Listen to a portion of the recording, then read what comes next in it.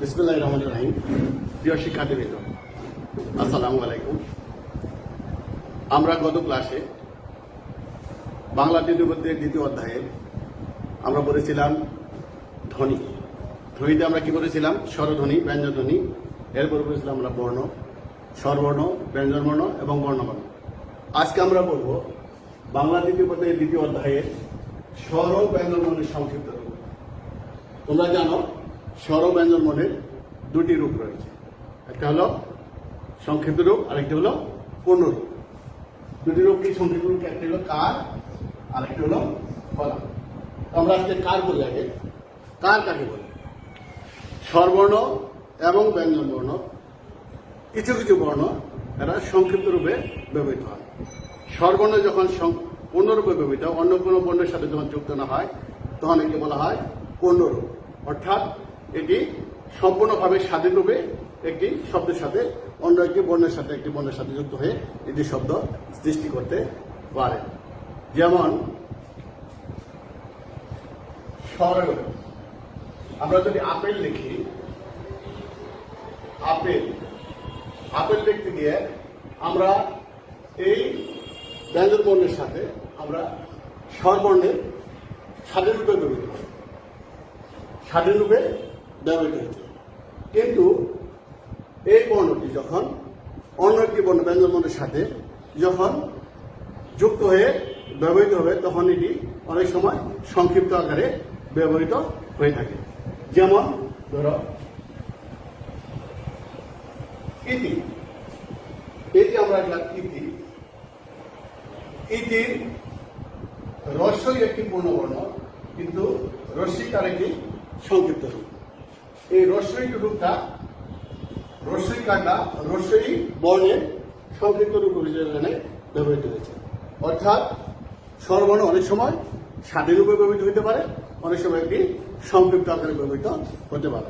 এই সংক্ষিপ্ত আকারে যখন ব্যবহৃত তখন তাকে বলা হয় কার। স্বরবর্ণ যখন সংক্ষিপ্ত রূপে অন্য কোনো শব্দে ব্যবহৃত হয় তখন তাকে বলা হয় কার। যেমন স্বরা যখন সংক্ষিপ্ত রূপে ব্যবহৃত হয় তখন আকার, রস্যই যখন সংক্ষিপ্ত রূপে ব্যবহৃত তখন হয় রস্যইকার, দীর্ঘই যখন সংক্ষিপ্ত রূপে ব্যবহৃত তখন হয় দীর্ঘইকার। এরকম আমাদের বর্ণমালায় স্বরবর্ণ রয়েছে 11টি। এই 11টি স্বরবর্ণের মধ্যে আমরা জানি 10টি কার রয়েছে আর একটি স্বরবর্ণ, সেটা তোমরা জানো স্বরেয়। স্বরের কোনো সংক্ষিপ্ত রূপ নেই। এই 11টি স্বরবর্ণের মধ্যে 10টি স্বরবর্ণের কার রয়েছে, সেটা হলো স্বরা, রস্যই, দীর্ঘই, রস্যৌ, দীর্ঘ, রি, এ, ওই, উ, ও। শিক্ষার্থীবৃন্দ, এখন আমাদের আরেকটি বিষয় জানা দরকার। সেই বিষয় হলো কি, আমাদের যে 10টি কার আছে সেই 10টি কার কখন কোথায় ব্যবহৃত হয় এটুকু আমার জানার প্রয়োজন। যেমন আকার এবং দীর্ঘইকার, এগুলো বর্ণের বা শব্দের পরে ব্যবহৃত হয়। আবার যেমন আমরা, অতি, এখানে আকারটি পরে ব্যবহৃত হয়েছে এবং দীর্ঘইকারটি পরে ব্যবহৃত হয়েছে। আবার রস্যইকার,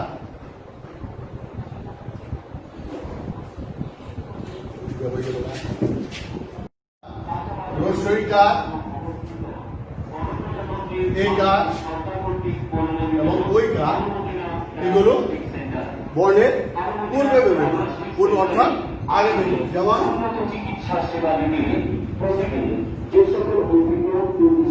হিসাব, কেনা, টোল। এই যে হিসাবের হয় ঋষিকার, কেনার একার এবং তৈলের তৈলইকার, এগুলো শব্দের পূর্বে ব্যবহৃত অর্থাৎ আগে ব্যবহৃত হয়েছে। আবার কিছু কিছু কার রয়েছে যেগুলো শব্দের নিচে ব্যবহৃত হয়। যেমন রস্যৌকার, দীর্ঘৌকার এবং রিকার, এগুলো একটি শব্দের নিচে ব্যবহৃত হয়। যেমন ফুল, ফুল, মূল, কৃষক। তাহলে এই রস্যকটা ফুলের ক্ষয় রস্যকার, মূলের ময় দীর্ঘকার এবং কৃষকের কয় দীর্ঘার নিচে অবস্থান করছে। আবার কিছু কিছু কার আছে যেগুলো পূর্ব ব্যবহৃত হয় এবং পরেও ব্যবহৃত হয়, যেমন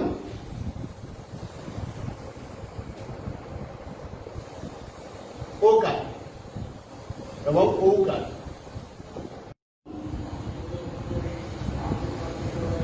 উঠা আর হলো নৌকা। উঠা কয়ৌকা, এটা একটি শব্দের আগেও ব্যবহৃত হয়েছে, পরেও ব্যবহৃত হয়েছে। আবার ঔকা, নৌকা আগেও ব্যবহৃত হয়েছে, পরেও ব্যবহৃত হয়েছে। এভাবে আমরা কারগুলো কখনো আগে, কখনো মাঝখানে, কখনো পরে এভাবে আমরা ব্যবহার করে থাকি। এখন আমরা আলোচনা করবো ফলানি।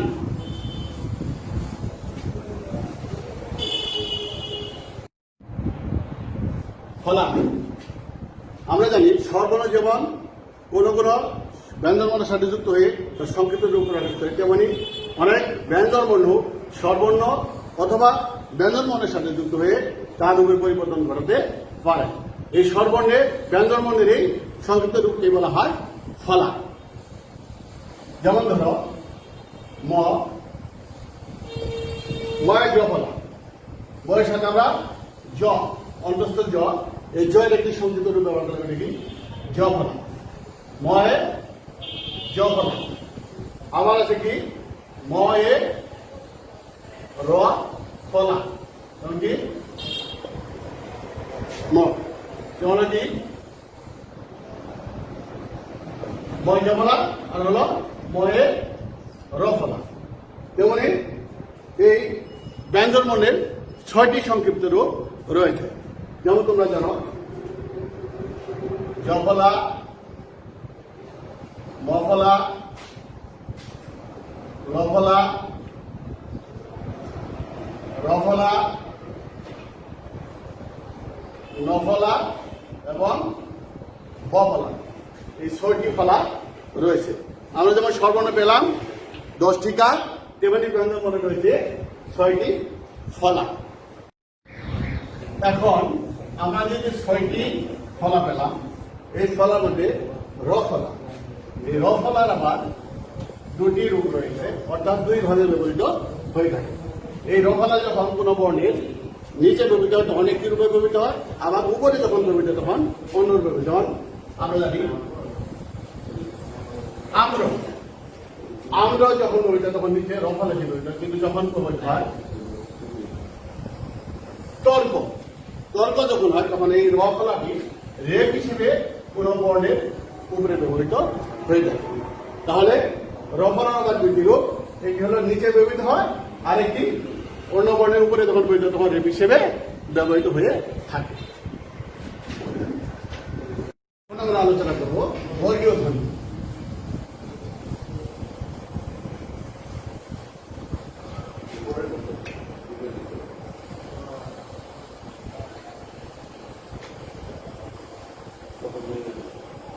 বর্গীয় ধ্বনি ক থেকে ম পর্যন্ত এই 25টি বর্ণকে, স্পর্শ বর্ণগুলোকে 5টি গুচ্ছ বা বর্গে ভাগ করা হয়ে থাকে। প্রতিটি গুচ্ছ বা বর্গকে ওই প্রথম বর্ণের নাম অনুসারে ওই ধ্বনি নামকরণ করা, ওই বর্গগুচ্ছের নামকরণ করা হয়ে থাকে। যথা ক, খ, গ, ঘ, ঙ, চ, ছ, বর্গীয় জ, ঝ, ঞ, ট, ঠ, ড, ঢ, মূর্ধন্য, ত, থ, দ, ধ, দন্তন্য, প, ফ, ব, ভ, ম। এই 25টি বর্ণ রয়েছে এখানে, স্পর্শধ্বনি যাদের বলা হয়। এই প্রত্যেকটি বর্গে 5টি করে বর্ণ রয়েছে। 5 কথা 25। এই প্রথম ধ্বনির প্রথম বর্ণের ক বর্গের নাম উল্লেখ ক বর্গীয় ধ্বনি, ক বর্গ, এটা চ বর্গীয় ধ্বনি, এটা ট বর্গীয় ধ্বনি, এটা ট বর্গীয় ধ্বনি, এটা হলো ক বর্গীয় ধ্বনি। এই 25টি বর্ণকে 5টি বর্গীয় ধ্বনিতে ভাগ করা হয়েছে। প্রথমটা ক বর্গীয়, তারপরে চ বর্গীয়, ট বর্গীয়, ত বর্গীয় এবং ক বর্গীয় ধ্বনি। এগুলোকে সম্মিলিতভাবে বলা হয় স্পর্শ ধ্বনি। আবার এই 5টি বর্গীয় ধ্বনিগুলোকে আবার বিভাগ অনুযায়ী এটা হলো কণ্ঠ, কণ্ঠ ধ্বনি, এটা হলো তালব্য ধ্বনি, এটা হলো মূর্ধন্য ধ্বনি, এটা হলো দন্ত ধ্বনি, এটা হলো ওষ্ঠ ধ্বনি। এই 5টি বর্গীয় ধ্বনিকে আবার 5টি বিভাগের মধ্যে ভাগ করা হয়েছে। একটি হলো কণ্ঠ, তালব্য, মূর্ধন্য, দন্ত এবং ওষ্ঠ। এই 5টি বিভাগে ভাগ করা হয়েছে। আমাদের বর্ণমালায় এমন কিছু বর্ণ আছে যেগুলো পূর্ণ বা স্বাধীনভাবে কোনো শব্দে ব্যবহৃত হতে পারে না। এগুলো অন্যবর্ণের সহযোগিতা বা শব্দে ব্যবহৃত হয়ে থাকে। যেমন একটি বর্ণ হলো খণ্ডত। এই খণ্ডতটি আসলে স্বাধীন কোনো বর্ণ নয়। এটি ট বর্ণের হর্ষ চিহ্নযুক্ত সংযুক্ত রূপ, হর্ষ চিহ্নযুক্ত সংযুক্ত রূপ। এটি স্বাধীনভাবে ব্যবহৃত হতে পারে না, অন্য একটি বর্ণের মাঝখানে বা শেষে এটি ব্যবহৃত হয়ে থাকে। আবার আরো 3টি বর্ণ রয়েছে, যে বর্ণগুলোকে আমরা বলা হয় পরাশ্রয়ী বর্ণ। অনুস্বার, বিসর্গ এবং চন্দ্র বিন্দু। এই 3টি বর্ণ কোন বর্ণের এককভাবে বা স্বাধীনরূপে ব্যবহৃত হতে পারে না। এগুলো কোন বর্ণের উপরে, মাঝখানে বা শেষে ব্যবহৃত হয়ে সেই শব্দটিকে পরিপূর্ণ করে থাকে। যেমন এবং, দুঃখ, চাঁদ। এখানে এবং এর অনুস্বার, দুঃখের বিসর্গ এবং চাঁদের চন্দ্রবিন্দু, এই 3টি বর্ণ অন্য শব্দের সাথে ব্যবহৃত হয়েছে। এটি কখনোই বর্ণের প্রথমে ব্যবহৃত, শব্দের প্রথমে ব্যবহৃত হতে পারে না। এই জন্য এই বর্ণগুলোকে বলা হয় পরাশ্রয়ী বর্ণ। আবার আমরা দেখতে পাই আরো কিছু বর্ণ রয়েছে যেগুলো আমাদের বর্গীয় বর্ণের সাথে, বর্গীয় ধ্বনির সাথে রয়েছে। যেমন উ, ইয়, মূর্ধন্য, দন্তন্য এবং ম। এই 5টি বর্ণ কখনো স্বাধীনরূপে ব্যবহৃত অনেক সময় হয় না। আবার স্বাধীনরূপে ব্যবহৃত হলেও এগুলো যখন উচ্চারিত হয় তখন এগুলো উচ্চারণের সময় এগুলো ফুসফুসায়িত উপাদান অনেক সময় মুখ বিপদে ব্যবহৃত না হয়ে নাসিক অথবা নাসারন্ধ্রের ভিতর দিয়ে ব্যবহৃত হয় এবং এগুলো উচ্চারণের সময় একটু অনুনাসিক ধ্বনি সৃষ্টি হয়ে থাকে। এই জন্য এগুলোকে বলা হয় অনুনাসিক বর্ণ, অনুনাসিক বর্ণ বা নাসিক বর্ণ, অনুনাসিক বর্ণ বা নাসিক বর্ণ বলা হয়ে থাকে। প্রিয় শিক্ষার্থীবৃন্দ, এখন আমরা বলবো ব্যঞ্জন ধ্বনির বিভাগ ও উচ্চারণগত নাম। আমরা আগে জেনেছি যে 5টি বর্গ বা গুচ্ছে প্রত্যেকটি বর্গ ধ্বনিতে 5টি করে বর্ণ রয়েছে। এই ক থেকে ম পর্যন্ত এই 25টি বর্ণকে বলা হয় স্পর্শ ব্যঞ্জন ধ্বনি বা স্পৃষ্ট ব্যঞ্জন ধ্বনি। উচ্চারণ বৈশিষ্ট্য অনুযায়ী এই ব্যঞ্জন ধ্বনিগুলোকে 2টি ভাগে ভাগ করা হয়ে থাকে। হলো অঘোষ আর কি হলো ঘোষ। কি অঘোষ, এটা হলো ঘোষ। এখন আমরা বলতে পারি যে অঘোষ ধ্বনি কাকে বলে?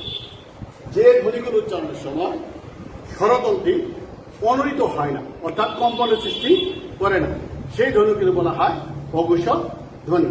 যেমন ক, খ, চ, ছ, ত, থ ইত্যাদি। এই ধ্বনি উচ্চারণের সময় স্বরতন্ত্রে অনুরিত হয় না, এই জন্য এগুলোকে বলা হয় অঘোষ ধ্বনি। আমরা এখানে বলতে পারি প্রত্যেকটি বর্ণের বর্গীয় ধ্বনির প্রথম এবং দ্বিতীয় ধ্বনিটি হলো অঘোষিত ধ্বনি। প্রথম এবং দ্বিতীয়, প্রথম ও দ্বিতীয় এগুলোকে আমরা মনে রাখার জন্য আমরা একটি সংখ্যায় আমরা মনে রাখতে পারি যে 12, 1 এবং 2, অর্থাৎ প্রত্যেকটি বর্গীয় ধ্বনির প্রথম এবং দ্বিতীয় ধ্বনি হলো অঘোষিত ধ্বনি। আমরা সংখ্যা হিসেবে যদি মনে রাখি তাহলে আমরা 12 মনে রাখতে পারি। 12, 1 এবং 2 পাশাপাশি। আবার ঘোষিত ধ্বনি কাকে বলে? যে ধ্বনিগুলো উচ্চারণের সময় স্বরবর্ণে অনুরিত হয় সেগুলোকে বলা হয় ঘোষিত ধ্বনি। সেগুলো হলো যেমন বর্গীয় জ, ঝ, গ, ঘ, অর্থাৎ প্রত্যেক বর্গীয় ধ্বনি তৃতীয় এবং চতুর্থ ধ্বনি এগুলো হলো ঘোষিত ধ্বনি। যেমন এখানে বর্গীয় জ এবং ঝ, এখানে বর্গীয় ঝ, ত বর্গীয় ধ্বনি, বর্গীয় ঝ হলো তৃতীয়, ঝ এবং ঝ হলো চতুর্থ ধ্বনি। আবার ক বর্গীয় ধ্বনি, গ হলো তৃতীয় এবং ঘ হলো চতুর্থ ধ্বনি। এগুলোকে আমরা ঘোষিত ধ্বনিকে মনে রাখার জন্য আমরা বলতে পারি তৃতীয় এবং চতুর্থ। এখানে আমরা 34 এই সংখ্যাটি আমরা মনে রাখতে পারি। তাহলে অঘোষিত ধ্বনি হলো প্রত্যেক বর্গীয় ধ্বনির দ্বিতীয় এবং প্রথম এবং দ্বিতীয় ধ্বনি, আর ঘোষিত ধ্বনি হলো প্রত্যেক বর্গীয় ধ্বনির তৃতীয় এবং চতুর্থ ধ্বনি। আবার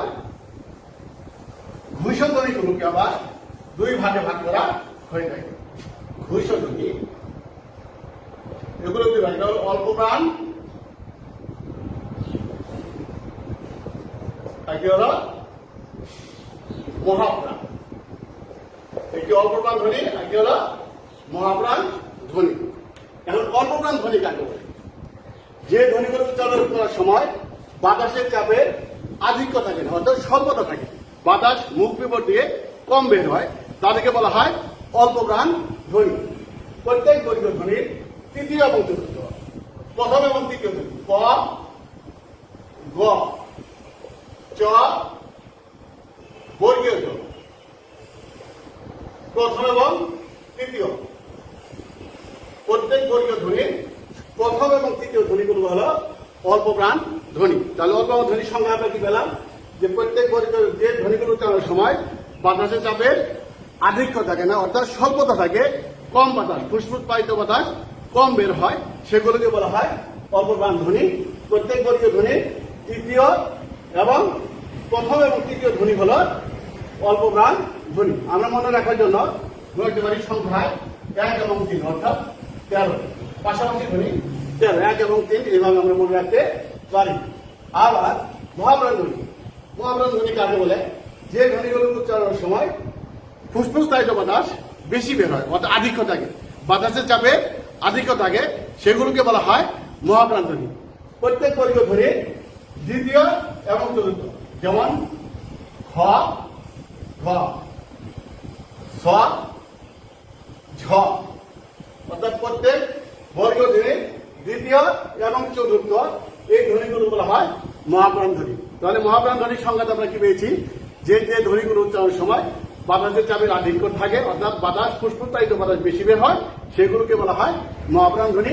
প্রত্যেক ধ্বনির দ্বিতীয় এবং চতুর্থ ধ্বনি এগুলো হলো মহাপ্রাণ ধ্বনি। আমরা সংখ্যায় মনে রাখার জন্য মনে রাখতে পারি 2 এবং 4, অর্থাৎ 24।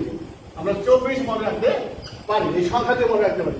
তাহলে অঘোষিত ধ্বনি হলো প্রত্যেক বর্গীয় ধ্বনির প্রথম এবং দ্বিতীয়, অর্থাৎ 12 মনে রাখতে পারি। আবার ঘোষিত ধ্বনিগুলো বলা হয় যে দ্বিতীয় এবং তৃতীয় এবং চতুর্থ, 24 হিসেবে মনে রাখতে পারি। আবার অল্প প্রাণ ধ্বনিগুলো হলো প্রত্যেক বর্গীয় ধ্বনির প্রথম এবং তৃতীয় ধ্বনি, সেটা 13 দ্বারা মনে রাখতে পারি।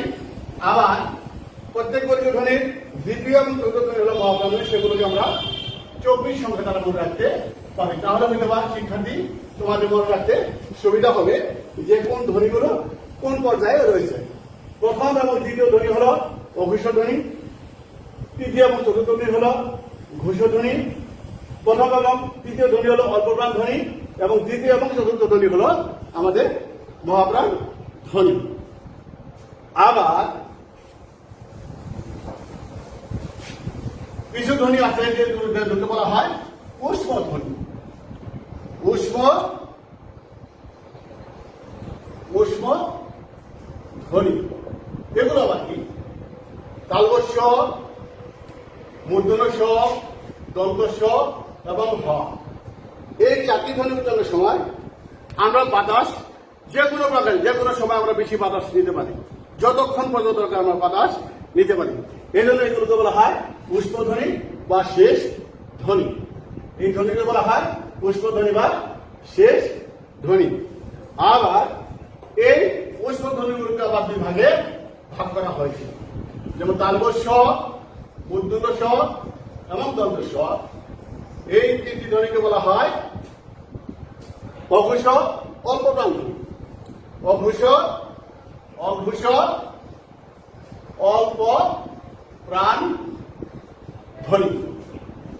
আমরা সংজ্ঞা দিতে পারি তালবস্য এবং মূর্ধন্য স এই দুটি হল অল্প প্রাণ, আর অঘোষ আবার দন্ত স এটা হল অল্প প্রাণ। কারণ এটা হলো বর্গীয় ধ্বনির প্রত্যেক বর্গের প্রথম এবং দ্বিতীয়, আর দন্ত সেটা হলো তৃতীয় ধ্বনি। এই জন্য এগুলো হলো অঘোষ অল্প প্রাণ ধ্বনি। আবার হ হ বর্ণটি এটি হলো ঘোষ মহাপ্রাণ ধ্বনি। হ বর্ণটি হলো ঘোষ মহাপ্রাণ ধ্বনি। ঘোষ মহাপ্রাণ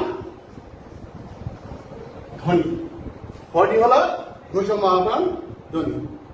তাহলে আবার আর কিন্তু আরো দুটি ধ্বনি আছে যেগুলো অন্তস্থ ধ্বনি বলা হয়, যেমন অন্তস্থ জ এবং অন্তস্থ ব।